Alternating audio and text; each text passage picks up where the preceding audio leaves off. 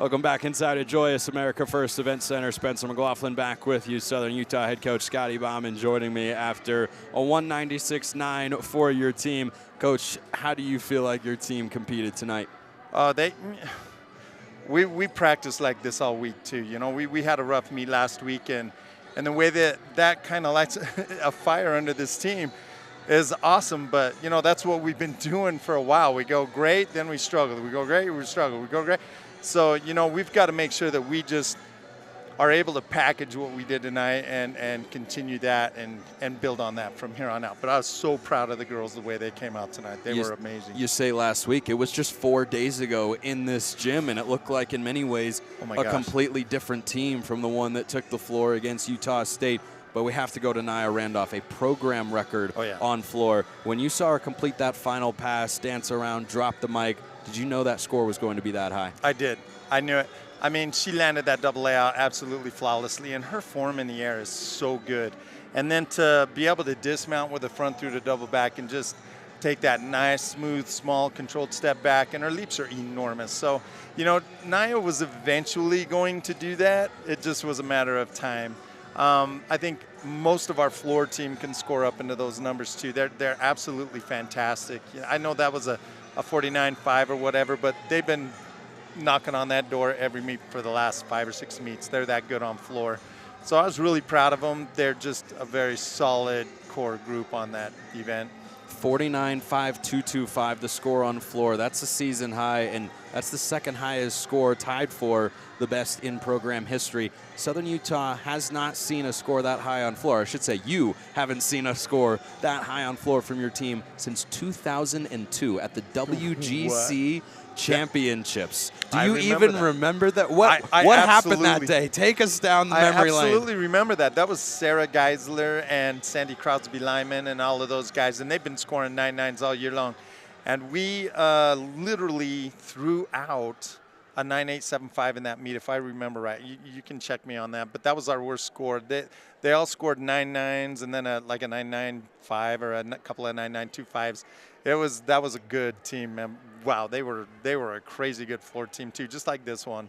That was 24 years ago. Your memory's still sharp, 35 years into it here in Cedar City, Scotty. But talk about the rest of your rotations as well. Vault had some difficulties with the landings on Monday. Felt like a lot of that got cleaned up tonight. We really did, and we needed Mac to come out and start us off. Mac's been, you know, she's got kind of an ankle that's been hurting her a little bit, so we've really had to back off on how we train her on vault. And she can normally do a Yurchenko full-on piked off. It's a 10-0 start value vault to lead us off, and it's beautiful. But we went with the tuck tonight, and I think that was a good call on Jamie's part. And, you know, it was smart, and she did a great job. So, and then they just kind of built after that. It was really good to see Vinciane Le Pen go out there and drill her vault tonight. But Naya and Kayla, they continue to steal the show on that event. They're so good. You know, those are great 1.5 Yurchenkos, and both of them took just small, tiny steps forward, which was fun to see because Naya's form in the air is fantastic. Kayla's amplitude is insane. Coach, final thought for you tonight. 4 seniors that all got the chance to compete at various points in exhibition or otherwise tonight. Talk about what they've meant to this program and what went into that decision tonight. Oh, I can tell you what they meant to this program. I haven't done exhibitions in ages. I don't even know if anybody on this team was born the last time we did exhibitions. I could, but I just don't, we don't do those very often, and that's how much this group means to me and this program. It was, you know, one of the coolest moments of my whole year so far was watching Amelia Reeder do that beam routine, who I've seen do beam every day, day in and day out for the last 4 years, and she finally got to get out there and get in front. Because if we'd have hit solidly in the first 5, I'd have moved Reeder up into the anchor position, and then Tommy, Ellie Thompson would have come in and done the exhibition, but we were using Ellie for vault tonight, so we didn't want to mess up our vault team, so I didn't want to get too crazy out there. But yeah, we had, Emma Nipper had a little bit of a struggle on beam. We had that 9.675, so we couldn't really afford it.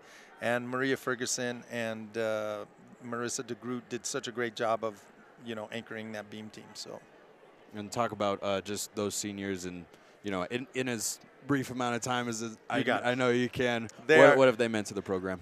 They're huge. You know, Trista is a 9.9 bar worker, and Kayla, they're just absolutely, and Ellie's been our team leader for the last 3 years, and Amelia Reeder, just the work and the work ethic and the approach that kid puts in the gym every day. These guys are a huge part of our program. We're going to miss them so bad. It's just heartbreaking this is the worst meet of the year for me, to be quite honest. Coach, going forward, what do you want your team to carry over with one regular season meet before the conference championships left?